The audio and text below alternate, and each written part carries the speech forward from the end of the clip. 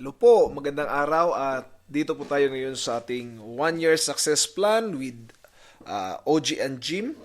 No, Jim Ron po kasama natin. Bali, ibabanggitin ko lang po yung mga points niya patungkol po sa 1 year success plan. Now, nandito tayo ngayon sa ating second week ng pag-aaral. Ito po yung mga points na gusto ko pong banggitin sa inyo. Unang point niya, binanggit niya is find life-changing experiences. Maghanap daw po tayo ng mga experiences na nagbabago ng buhay natin. Minsan sasabihin natin, this is all the companies pays me or pays. O ito lang binabayad ng company. Sinabi niya, mali. Dapat daw sabihin, this is all the company pays me. Kasi meron po mga tao na binabayaran ng higit pa sa bayad na natatanggap mo. No? Ibig sabihin, kung anong quality meron tayo, yun lang din ang sweldo na atin pong matatanggap. Sinabi pa niya, yung point na sinabi ni Earl Schoff na things are cost too much. Yun ang madalas na sabi ng iilan. Tama ba? Yun yung philosophy ng iilan.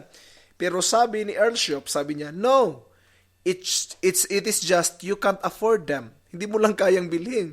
Kasi kung mahal yan, bakit nila binigyan ng presyong ganyan? Alam nila na may mga taong makaka-afford tayo, hindi tayo makaka-afford.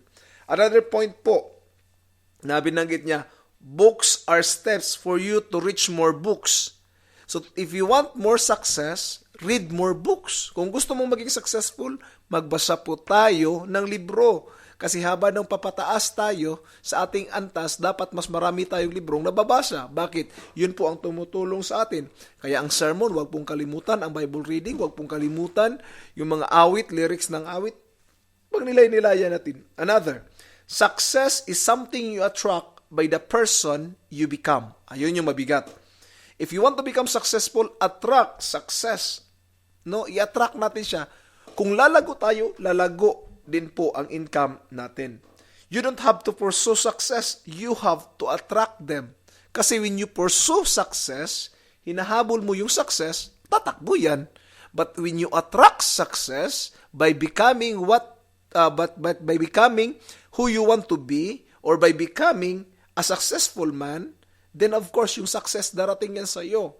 So anong gagawin? Tayo mismo muna ang lalago. Kaya mahalaga po ang personal development. Sinabi niya pa, another point na binanggit niya is profits are better than wages. No? Ginansya ay mas mabuti pa kaysa sweldo. Bakit? Ang sweldo mananatili, pero yung gain, yung profits mula sa investments natin, lumalago po yun. Hindi po mananatili sa gayong presyo o sa gayong amount. Sinabi niya po dito, work part-time on your fortune and work full-time for your living. Madalas po, doon lang tayo sa full-time sa living, no? But we are not working part-time for our fortune. Now, anong mga pamamaraan ito? Hindi ko po alam kung anong kuha ninyo, pero sa investment po, work part-time for investing or saving your money. Work part-time about it. Another po, your income is related to your philosophy and not in your economy. Hindi porki bagsak ang ekonomiya, sabihin mo, no, alam mo, ang income ko ganito lang kasi yung ekonomiya namin ganito. Bakit? Sa Pilipinas, lahat ba ng tao pareho ng income natin? Hindi po. May mga tao sa Pilipinas na malaki pang income kaysa mga manager dito. Bakit? Dahil yan sa philosophy, hindi po sa economy. Another po, do not search the exotic until you discover the basic. Huwag daw tayo pumunta sa exotic hanggat hindi natin ma-discover ang basic. Ano pong ibig niya sabihin? Minsan, tinitingnan natin, ano ba talaga ang susi ng success? Ano ba talaga hinahanap natin yung mahirap? Actually, hindi po siya mahirap. Ang hahanapin mo lang po, kailangan lang natin i-discover yung mga basic things. Ano yung mga basic things? Una, yung philosophy, no? Thought natin, dapat mabago yan. Another is yung attitude natin. Kailangan tingnan din yan. Another na tingnan natin is yung action natin. Tama po ba? Another na tingnan natin is yung tinatawag natin na pag-check ng result. Tinitingnan ba natin yung resulta? That is only the basic. Another, panglima po, nababanggitin ko na simple basic is lifestyle. O yun lang po yung lima. Sinabi ni Jim Rohn, no? The philosophy of yung lahat ng bagay na ito are just basic things na mahalaga po at kailangan nating alamin. The basic is personal development. Ang pinakamadali lang po kung ating susumadahin yun, personal development po yun, no? Personal development. Yun po yung basic. So understand the seasons and seasons or law of the seasons. Sinabi po ni Jebron that there are 4 seasons of life. Now, banggitin ko po, mag-uumpisa po ako sa winter. Kasi nga po, yun po yung time na malamig. Meron pong tinatawag na winter, meron pong tinatawag na spring, meron pong tinatawag na summer, at meron din pong tinatawag na harvest or fall, no? Na usually, magfo-fall in during the time of October or November. Now, tingnan natin itong mga bagay na ito. So, isa-isahin natin, no? Sinabi po ni Jim Rohn is, life is like seasons. Parang season lang daw. Sinabi niya, another point na binanggit niya, you cannot change the season, but you can change yourself. Hindi mo pwede baguhin ang season, pero ang kaya nating baguhin, sarili natin. Now, ano ba mga seasons of life? Now, winter. So, anong gagawin natin sa winter? Ang sinabi niya, learn to handle the winter. Ano man yung mga winter? Yung mga time na para bang taglamig sa buhay mo. Spiritual winters, political winters, economic, personal, financial winters, whatever it is.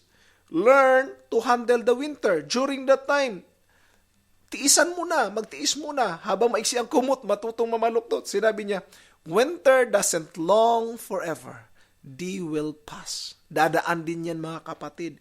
Hindi sa lahat ng panahon problemado ka, daraan lang yan, yung winter na yan.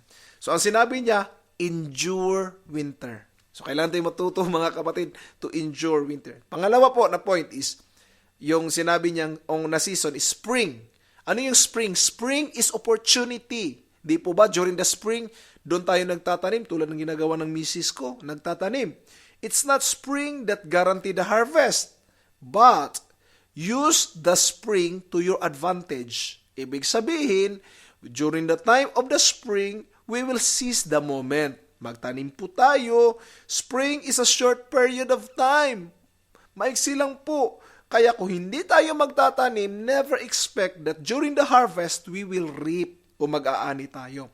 This is the time to plant the seed. Take advantage of every spring. Another, summer. Dito tayo sa summer. Summer, we have to learn the lessons of summer and do the work of the summer. Ano po yun? Ibig sabihin, yung mga philosophy natin during the time ng summer is ayusin natin, yung mga activity natin, yung action natin, yung pag-aaral natin. This is during the time of summer. Sinabi niya pa, during the time of the summer, di po ba lumalago na yung mga tanim natin? Tapos during the time, marami na pong mga dayaming maraming damong tumutubo, mayroon na mga pisting darating, no? Sinabi niya, nourish like a father, but protect. Nourish like a mother, but protect like a father. Anong inonourish natin? Halimbawa, values natin, inonourish natin yung attitude natin, inonourish lahat ng mga bagay na ito, mga kapatid, palaguin natin, no, during that time. Remember this point na sinabi niya, every garden will be invaded. It's part of the rhythm of life. So, merong mga panahon talaga na ang peste, they will be our farm will be invaded by the pest. May mga peste na mag-invade o kukuha ng ating ani. Kaya nga, napakahalaga, we have to nourish and protect. No? Napakahalaga yung both na yan. Would it be possible to win that you couldn't lose? Another point na binanggit niya na mabigat din. Pwede ka bang manalo na hindi ka pwedeng matalo? No? No, hindi po. Kung sumali tayo sa laro, expect yung dalawang side. Kung hindi ka mananalo, of course, matalo. Never expect na sinabihin mo, alam mo, naka-touchdown ako o naka-shoot ako ng bola.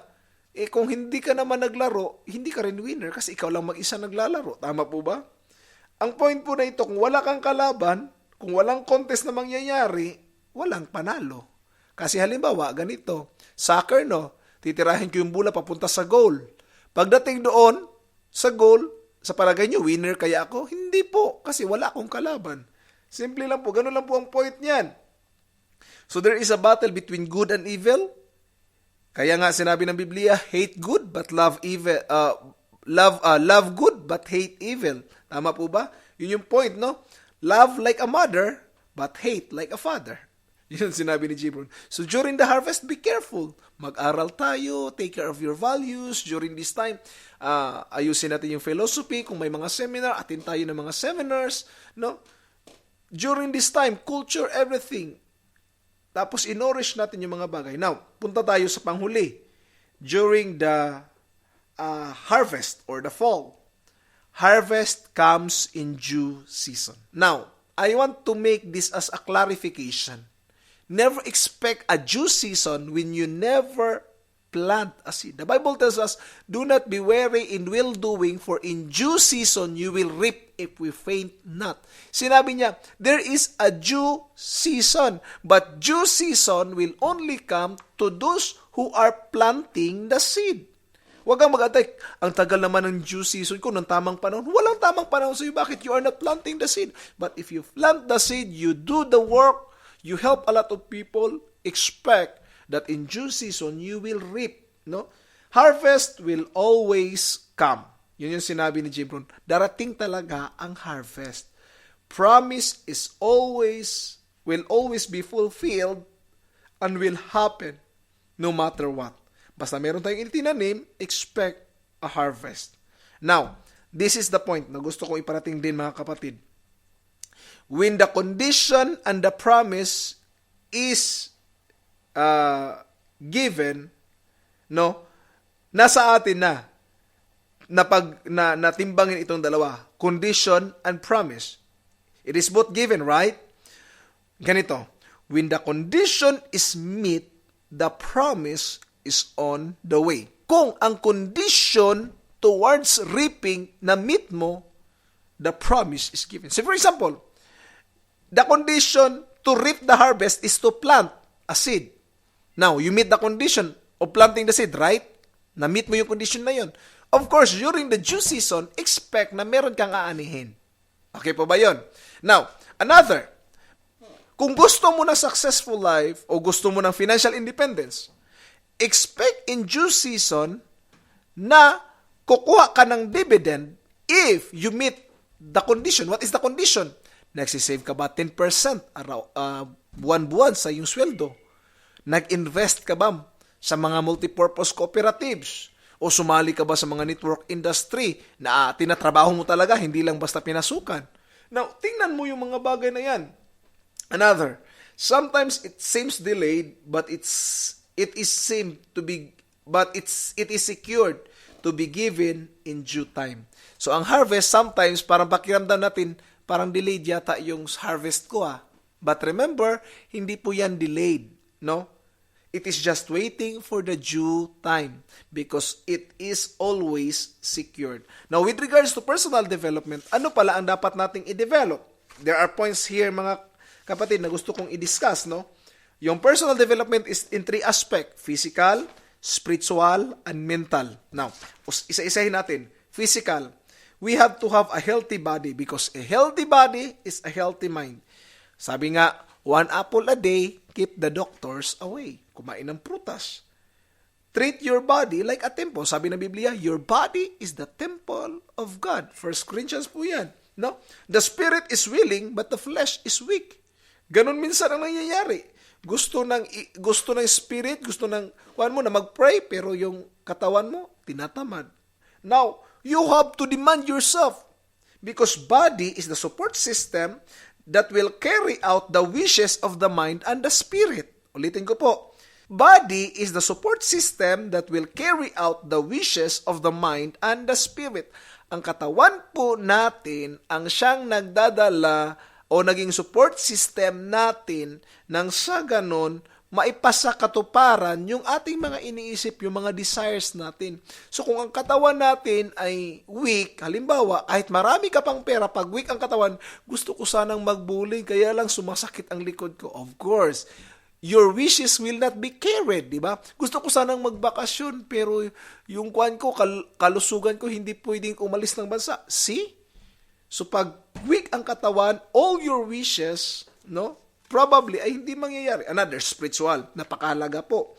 If you are a believer, I know you are a believer, 3 point lang po ang babanggitin ko with regards to spiritual. Study, practice, teach. Tatlo lang po ang sinabi ni Jim Rohn.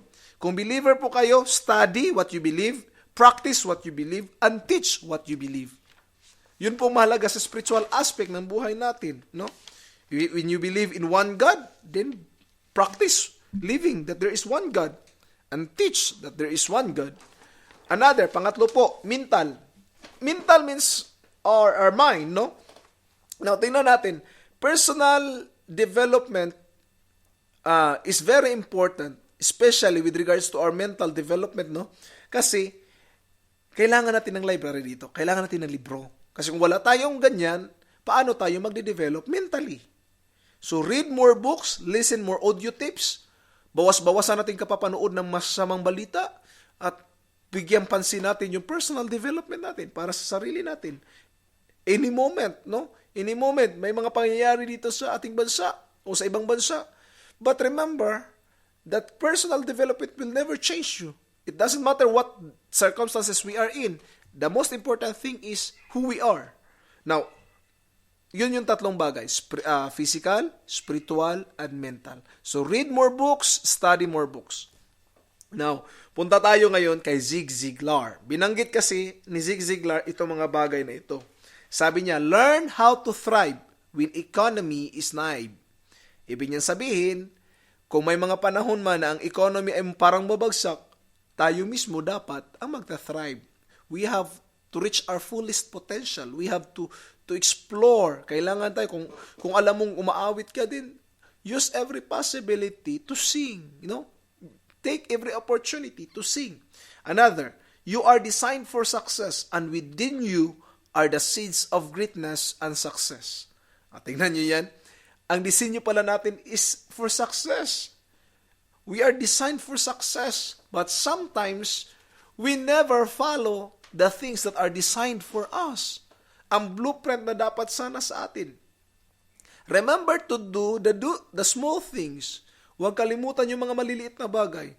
Small things makes a radical change. Like the termites can do, or what the termites can do to a big tree. Alam nyo naman yung mga termites, di ba? Na kung titira yan sila, kahit gaano kalaki ng tree, but it can make a difference. In times of change, the learner shall inherit the earth, while the learned find themselves beautifully equipped to deal with the world that no longer exists. Ulitin ko po. In times of change, with regards to change naman ito, in times of change, the learner shall inherit the earth, while the learned find themselves beautifully equipped with the world that no longer exists. Meron dalawang klaseng tao, yung learner and learned. Ano yung learner? Yung mga learner, yung mga taong naghahanap pa at nag-aaral pa hanggang ngayon. Yung learned, yun bang alam mong sa palagay mo, parang napakaraming alam niya na lahat ng bagay, mula sa mathematics, sa science, at hindi na nakikinig kasi alam niya na yan eh. Hindi na ako makikinig sa sermon mo kasi alam ko na yan. Hindi na ako makikinig sa teaching mo kasi alam ko na yan. Hindi ako makikinig sa turo mo kasi alam ko na yan. Hindi ako magbabasa ng libro kasi alam ko na yan. If you are like this, you are fully equipped to deal with the world that no longer exists. Yun po yung mahirap. The world that you are in is no longer exist because we have to learn. Nagtanong ako kay Brother Bong the other day, sabi ko, pre, ilang taon ba naging obsolete ang isang equipment? Sabi niya, 5 to 7 years. Ibig sabihin, pag hindi ako magbabago 5 to 7 years, matatanggal ako sa trabaho. Pag hindi ako mag-aaral 5 to 7 years, wala na akong trabaho. Tama. May punto po ako doon. Kaya change, learn something. Sabi po ni Fred Smith, I have a right to have a degree. I have a right not to have a degree. And I don't have a right not to have an education. Yes, nandyan yung degree. But with regards to education, we have to have education. We have to be educated in every aspect. You can finish your formal school, but you can never finish your education. No? When your vocabulary up, so does your IQ go up. Kung tumataas yung ating vocabulary, tumataas din yung IQ natin. So this is my challenge. Learn one new word every day. Kung hindi pa kayo nag-download ng Merriam-Webster Dictionary sa inyong mga iPads at sa mga iPhones, then start to download Merriam-Webster Dictionary. Kasi every day po, pag mayroon kayong internet, they will give you one new word for your vocabulary. Additional, He gave up what he wanted now to get what he needed later on or what he wanted later on. Ganito po yan. It is sacrifice. Give up what you wanted now for the future. Ngayon, halimbawa, if you want to learn something, give up now the television so that you will enjoy television later. If you want to give up some aspect of your life, no? Para lang makapag-save, then give up something in your life para makapag-save. Give up cigarettes, give up drinks, then save. Because in the future, no, what will happen? You can have a better life in the future. Now, there is no accidental success. Walang success na aksidente. Another, take small steps towards your greater success. Small steps lang po, hindi po malaki. Another point, focus on the benefits, not on the price. Look at the benefits. Tingnan niyo po yung benepisyo kung magkakaroon tayo ng healthy na katawan, ng healthy mind. Look at the benefits. Wag na lang, do not count the cost. Wag nang bilangin kung magkano ang gastos, but count the benefits that you will receive. So for example, if it will cost you to exercise every day, wag mo na bilangin yung exercise every day. Ang tingnan mo what benefit you will receive afterwards. Another, don't leave unfinished tasks to someone else. Don't go to vacation without finishing them. If you lift me up, you are on the higher ground. Another point niya. If you lift me up, you are on the higher ground. Wag tayong maging gahaman sa ating papuri, pasasalamat. If you want people to be up, then lift them up. No? Lift them up because you are on the higher ground. If you have a plan of action, you will become optimistic. Have a plan of action. Mahalaga po ito. Make a plan of action of what you want in your life. If you have a plan of action, you will become optimistic. Tama po ba? So, maging positibo tayo pag mayroon tayong plano. Integrity. Another point, integrity. Integrity is be early and get started. Ang ibig sabihin, may mga tao man nakakita o wala, you will do what you want. If you will not listen to the gossip, they will not bother you what you are busy doing. Do not entertain gossips. Huwag makinig sa mga chismis. Bagkos, magtrabaho at ibigay ang pinaka-the best. You can spend more time in not spending too much in gossiping. Of course, tama po yan. Makakatipid ka ng mga maraming oras pag hindi tayo mag-gossip. Integrity. You do the right thing. When you do the right thing, you have nothing to feel guilty about. Why? You don't fear anything because you don't nothing to hide. Yun yung maganda. Pag mayroon tayong integrity, wala kang tinatago. Tama po ba? So wala kang ikakatakot kung may magtatanong sa'yo.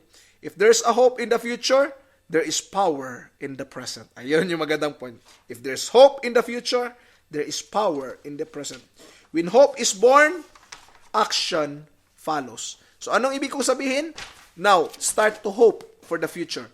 Passion is born when you have a glimpse of your potential.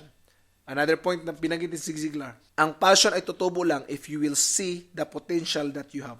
Last point na gusto kong banggitin. Plan all your time. Planuhin ang lahat ng oras, lahat ng panahon. If you fail to plan, remember this, somebody will plan for you. Ibig sabihin, kung hindi ka magpaplano, ang ibang tao ang magpaplano para sa iyo. Maraming salamat po.